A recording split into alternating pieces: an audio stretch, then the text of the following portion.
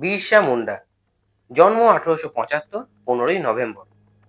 ঝাড়খণ্ডের খুঁটি জেলার এক মুন্ডা পরিবারের সন্তান। শৈশবকালে খ্রিস্টান মিশনারি স্কুলে পড়াশোনা করলেও পরবর্তী সময়ে নিজের আদিবাসী সংস্কৃতির টানে ফিরে আসেন নিজের প্রাচীন ধর্ম ও সমাজে।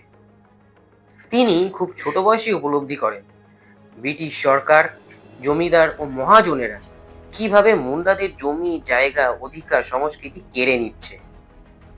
গ্রামের দুর্দশা দেখে তিনি নতুন ধর্মীয় আন্দোলন শুরু করেন। প্রায় 2 মাস ধরে চলা এই আন্দোলনে শত শত মুন্ডা নিহত হন। ব্রিটিশ পালিত পুলিশের আগুনে জ্বলে ওঠে বহু গ্রাম। শেষমেশ বিরসা ও তার অনুগামীরা ধরা পড়ে।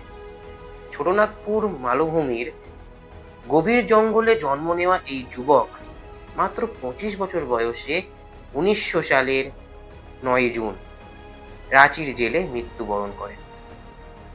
আজও আদিবাসী সমাজ বিরসা ভগবান নামে এনাকে শ্রদ্ধা করেন। ইনি সংগ্রামী জীবনে ও আত্মত্যাগ, ভারতের স্বাধীনতা সংগ্রাম এবং আদিবাসীদের নিজস্ব অধিকার আদায়ের ইতিহাসে অনন্য স্থান অর্জন করেন।